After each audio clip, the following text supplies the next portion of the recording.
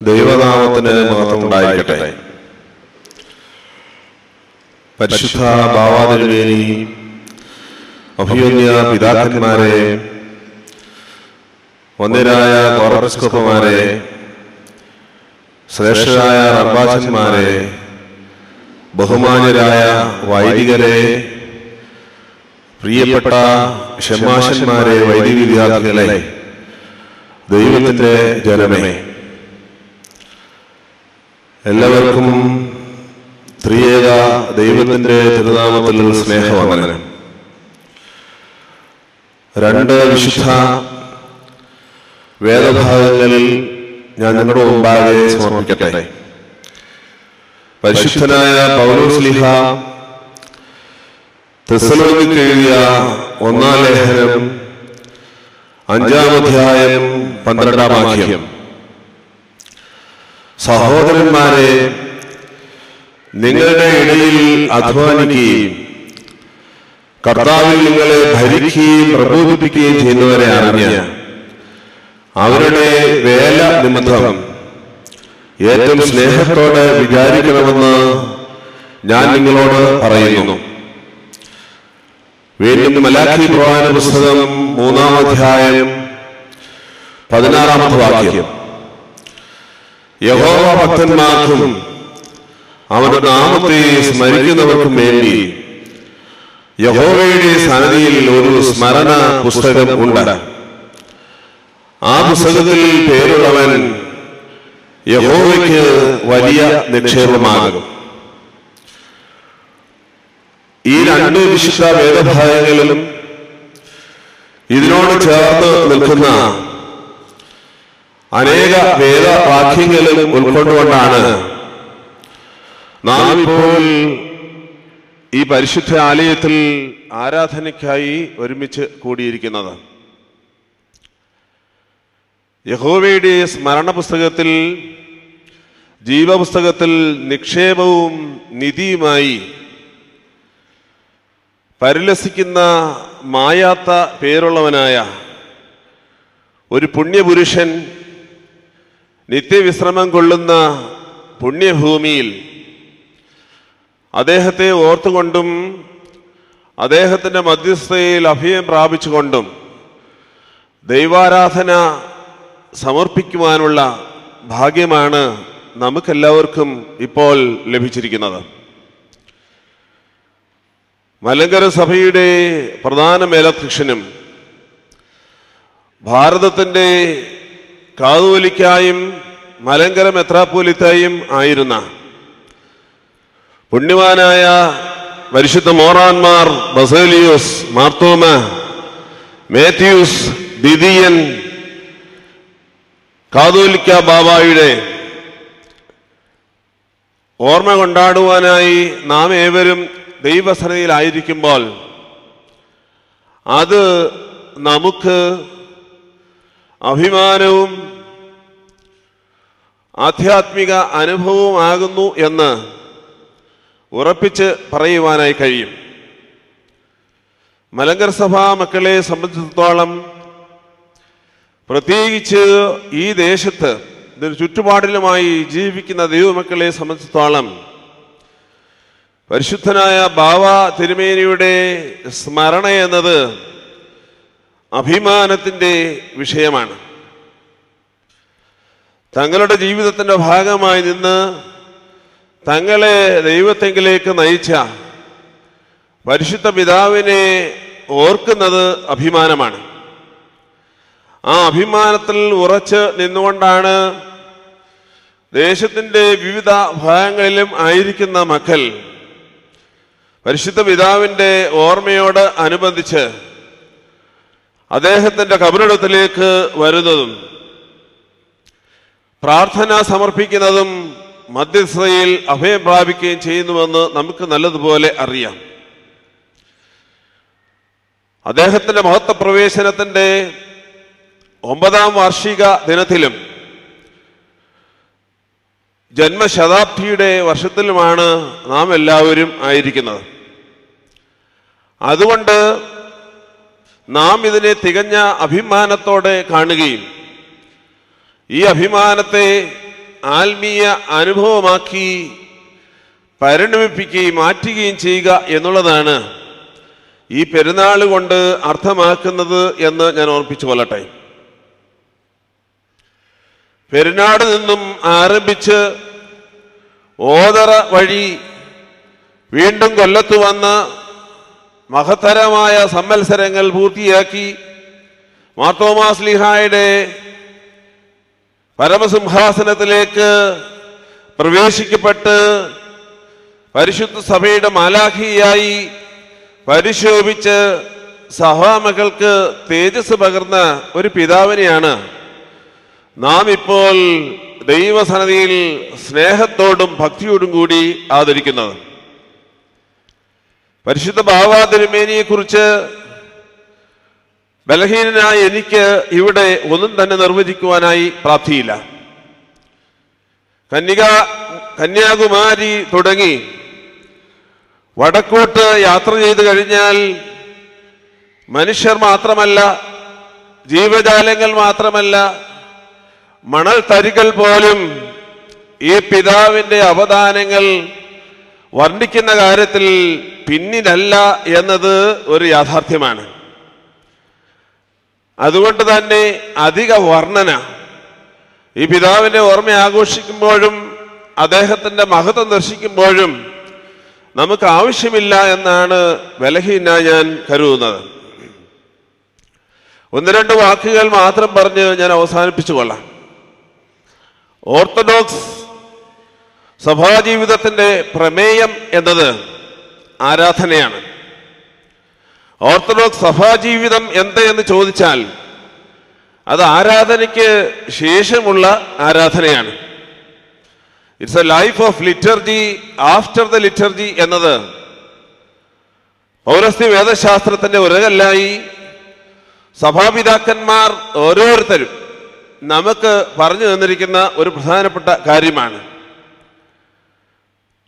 ആരാധനയിൽ നിന്നുകൊണ്ട് മഹത്വവാനും സൗന്ദര്യപൂർണനുമായ ത്രിയേക ദൈവത്തിൻ്റെ മഹാസൗന്ദര്യത്തെ വർണ്ണിക്കുകയും അത് സ്വജീവിതത്തിലേക്ക് നാം സന്നിവേശിപ്പിക്കുകയും ചെയ്യുമ്പോൾ അത് നമ്മുടെ ജീവിതത്തിൽ ആരാധനയാകുന്നു.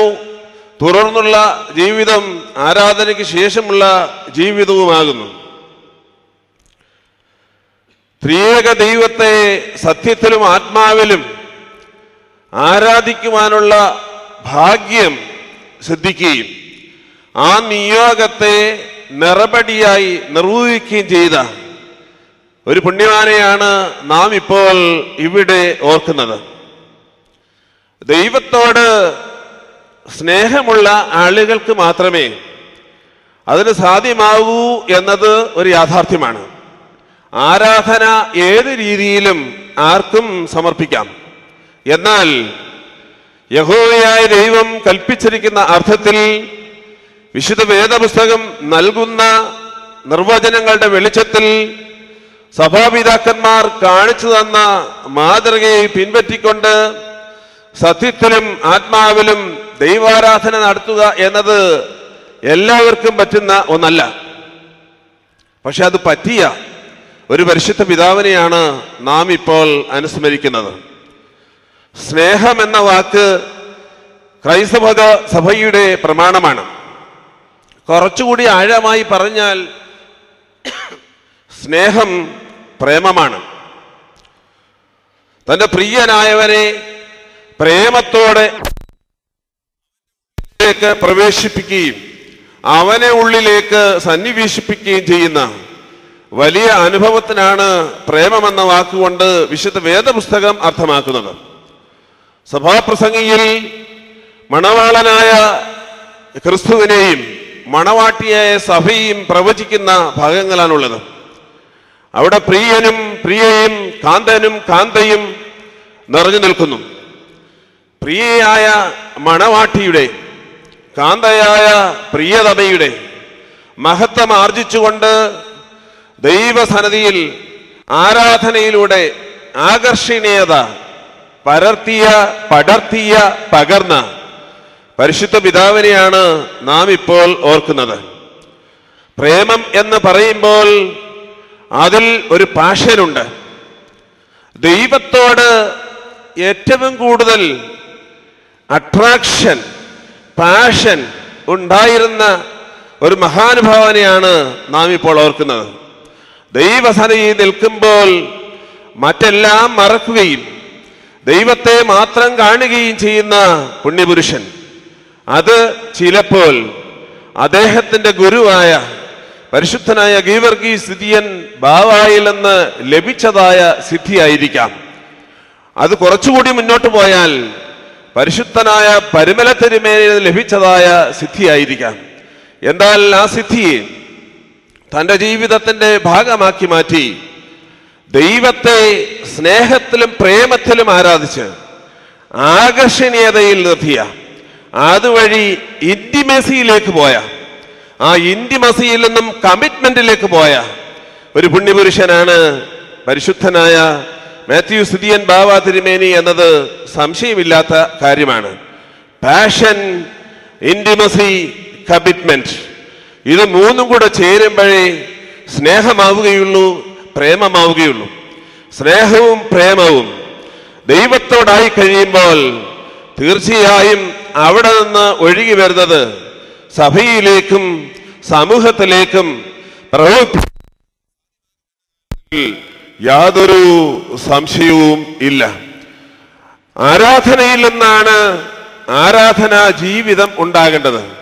ക്രൈസ്തവ ജീവിതം ആരാധനയ്ക്ക് ശേഷമുള്ള ആരാധനയാകുന്നു എന്ന് പറയുമ്പോൾ ദൈവസന്നിധിയിൽ നിന്ന് മുട്ടിപ്പായി കൈകൾ മേലേക്കുയർത്തി ഹൃദയങ്ങൾ സ്വർഗോന്നതങ്ങളിലാക്കി ദൈവത്തിൽ നിന്ന് കൃപയാഴ്ച കഴിയുമ്പോൾ അതിനെ സഭാമക്കളിലേക്കും സമൂഹത്തിലേക്കും സന്നിവേശിപ്പിക്കുവാനായി ഈ പ്രിയപ്പെട്ട പിതാവിന് കഴിഞ്ഞു എന്നതാണ് ഞാൻ ഈ പ്രിയപ്പെട്ട പിതാവിൽ കാണുന്ന പ്രത്യേകത. ഞാൻ മാത്രമല്ല, നാം എല്ലാവരും. രണ്ടാമതായി മറ്റൊരു പ്രധാന വിഷയം തപസ് എന്നത് ഭാരത സന്യാസ ചരിത്രത്തിലെ ഒരു പ്രധാന വാക്കാണ്. വാക്കിന്റെ അർത്ഥം ഊഷ്മളത, വാംത് എന്നാണ്. ഭാരതത്തെ സംബന്ധിച്ച് പറയുമ്പോൾ ഭിന്ന മതങ്ങളുടെയും ഭിന്ന സംസ്കാരങ്ങളുടെയും ബഹുലതകളുടെയും സംഗമമാകുന്നു എന്നത് നമുക്കറിയാം. സന്യാസത്തിന്റെ ചരിത്രത്തിന് ഭാരതത്തിൽ വ്യക്തമായ രൂപരേഖകൾ ഉണ്ടാക്കുവാനായി ഇതുവരെയും കഴിഞ്ഞിട്ടില്ലെങ്കിലും ദൈവത്തോട് ചേർന്നു നിന്ന്, അല്ലെങ്കിൽ കുറച്ചുകൂടി എക്യൂമെനിക്കലായ വാക്ക് പറഞ്ഞാൽ പരമേശ്വരനോട് ചേർന്ന് നിന്ന് അദ്ദേഹത്തോട് ചേർന്ന് തപസ് അനുഷ്ഠിച്ച് അവിടെ നിന്ന് ഊർജവും തേജസ്സും പ്രാപിച്ച മഹാനുഭവന്മാരുടെ പട്ടിക ഭാരത ചരിത്രത്തിൽ ധാരാളമുണ്ട്. അത് ക്രൈസ്തവരുടെയിലും ഹൈന്ദവരുടെയിലും മറ്റു മതങ്ങളിലുമൊക്കെ ധാരാളമായി കാണുന്നു. ഒരു വലിയ ജംഗലയിലെ കണ്ണികൾ എന്ന പോലെ തപസനുഷ്ഠിച്ച പിതാക്കന്മാരും അമ്മമാരും നമ്മുടെ മുമ്പാകെ ഇങ്ങനെ നിരന്നു നിൽക്കുകയാണ്. അങ്ങനെ തപസനുഷ്ഠിച്ച പിതാക്കന്മാരുടെ പട്ടികയിൽ ഒട്ടും അപ്രധാനമല്ലാത്തതായ ഒരു കണ്ണിയായി പരിശുദ്ധനായ മാത്യൂസ് ദ്വിതീയൻ ബാവാ തിരുമേനിയും നിൽക്കുന്നു എന്നതാണ് പരമപ്രധാനമായ കാര്യം. അദ്ദേഹത്തെക്കുറിച്ച് ഇന്നലെ ഇവിടെ പ്രകാശനം ചെയ്തതായ സുവനീറിൽ നിന്ന് വായിക്കുവാനായിട്ടിടയായി. ലോകമുണർന്നിരിക്കുമ്പോൾ ലോകത്തിന് വേണ്ടി പ്രവർത്തിക്കുകയും ലോകമുറങ്ങുമ്പോൾ ലോകത്തിനായി പ്രാർത്ഥിക്കുകയും ചെയ്ത ഭാരത ഋഷിമാരിൽ പ്രഥമസ്ഥാനി ആകുന്നു പരിശുദ്ധ മാത്യു സിദിയൻ കാതോലിക്ക ബാവ തിരുമേനി എന്നത് പ്രത്യേകമായി എടുത്തു പറയട്ടെ.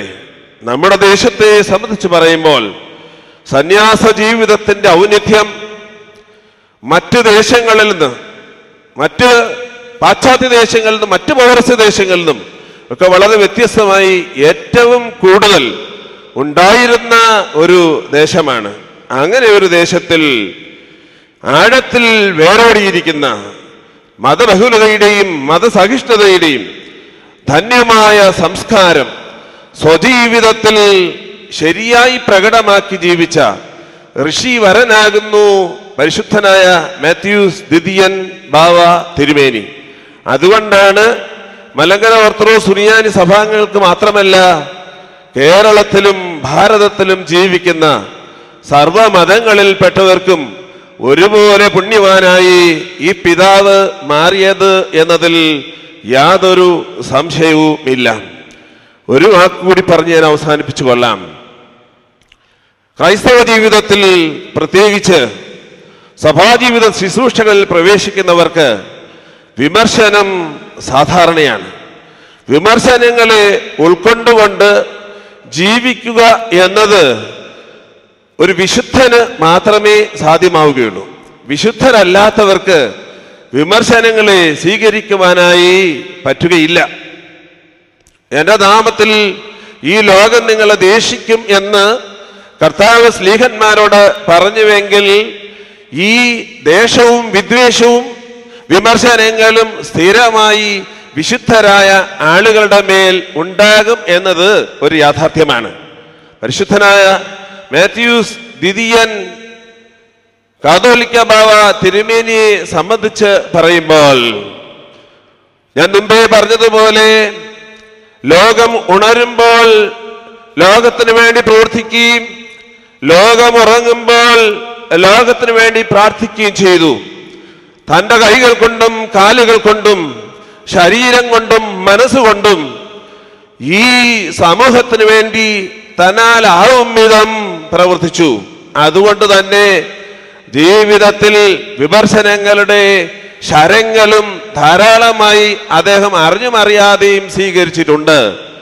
പക്ഷേ വിമർശനങ്ങളെ ആത്മ തപനത്തോടെ, തപസ്സോടെ, ഊഷ്മതയോടെ സ്വീകരിച്ചുകൊണ്ട് ദൈവത്തിനും ദൈവജനത്തിനും വേണ്ടി പ്രവർത്തിക്കുവാനായി സാധ്യമായ മഹർഷീവരൻ എന്ന് പറയുമ്പോൾ, അദ്ദേഹത്തിന് പിൻതലമുറക്കാരായ നാം അദ്ദേഹം ചെയ്തു കൂട്ടിയ കാര്യങ്ങളുടെ ഗുണങ്ങൾ അനുഭവിക്കുമ്പോൾ ഇത് നാം ഉറച്ച് പ്രഖ്യാപിക്കേണ്ടതായിട്ട് വരും എന്നത് സംശയമില്ലാത്തതായ ഒരു കാര്യമാണ്.